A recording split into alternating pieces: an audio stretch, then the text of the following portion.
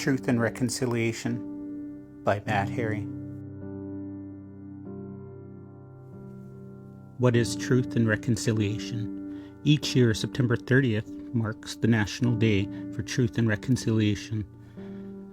The day honors the children who never returned home, the survivors of the residential school, and as well as their families and communities. Public commemoration of the tragic and painful history and ongoing impacts of the residential school is a vital component of the reconciliation process. There are 5 residential schools on Vancouver Island. Alberni Residential School, location Port Alberni. Operation date 1900 to 1973, listed 30 deaths. Howsett Residential School, location Howsett. Operation date 1904 to 1940, 13 listed deaths.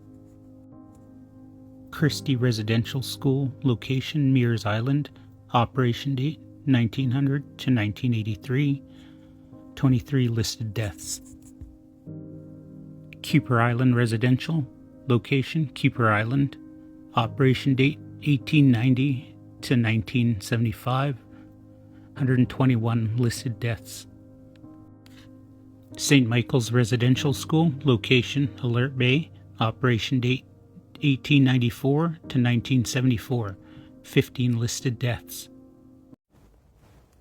The Orange Shirt Society is a non-profit organization based in Williams Lake, BC, where the Orange Shirt Day was first honored in 2013. In 2015, the society was formed to create awareness of the individual, family, and community intergenerational impacts of the Indian Residential School, with the purpose of supporting Indian Residential School reconciliation and promoting the truth that every child matters. Okay. Hey, this is my father's, Solomon. His Indian name was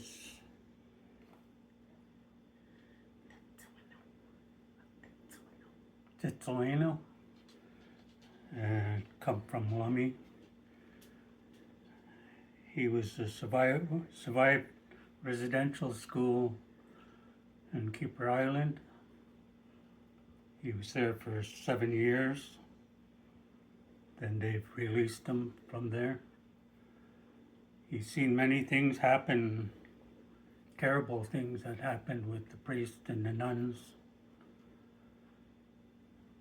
His friends were with him in the kitchen when they seen what happened outside with them doing something, but I cannot talk about it. It bothered him a lot, but he brought himself to talk to me about the days he was there and how they tried to escape from Kuper Island. And the story goes on how they were saved by killer whales that kept going in front of them, made them turn back and go back to the school because it was so rough in the winter time there that the little canoe they had was starting to swamp, so they made it back in time. He passed away in 2007 of cancer. So what happened with his losing so many of his friends and family, it took a toll on him. So it was tough to hear him talk about his stories. I've asked him one time to make a book on it, and he says, no, I won't. We'll never do that. Even residential, when they started paying out, he says, no money can replace what happened and what I've seen there. It's terrible, so he would not accept that. I have another one here with my grandmother, Monica Tom, from the St. Jocelyn Reserve. She had 2 sons go to the residential school as well. They returned home.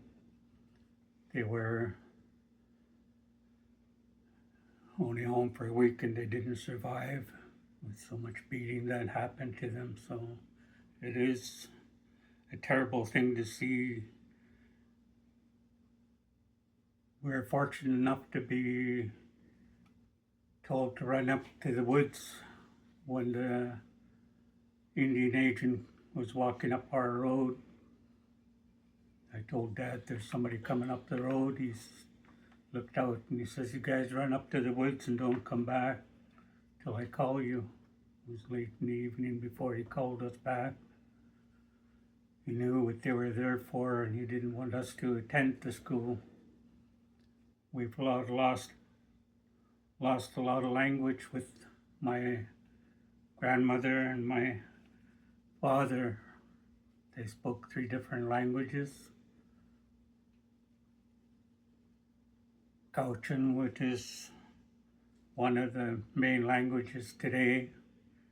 My dad spoke both that Lummi language, different dialect from Cochin and the Sinchothan language. They wouldn't teach us the language because if we had that, he didn't want us to be beaten the same way they were told never to talk their language in school. That's when they said they'd take the Indian child out of the Indian.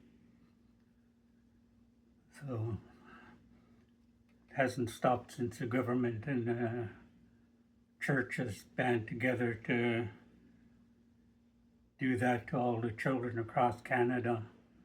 Even American families down in the States have the same issues down there. So we have a lot of healing that's still going on today. Without our culture, we'd be a lost nation. So it's strong today, but still we've lost a lot of our elders back. They call us the poor nation now because we have no elders to pass down teachings. It's very few that remember the days and legends and stories that were told by our elders. And I'm grateful my dad had that time to talk to me about all this. Thank you. I'm Deborah Harry from the Malahat Nation.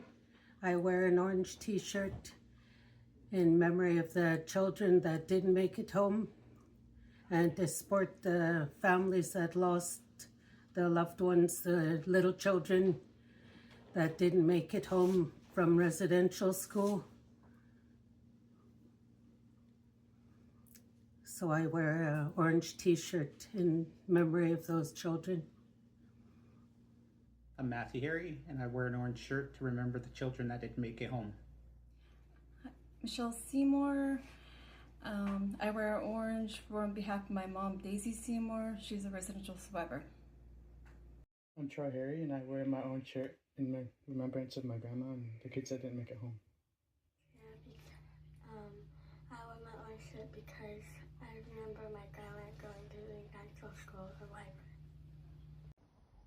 Hi, my name is Shayla, and I wear orange shirts because I feel bad for the people who didn't make it home. Thank you. Hi, my name is Gage, and I am honoring the residential school for the kids who did not make it out in home. And thank you. Sure, every child matters.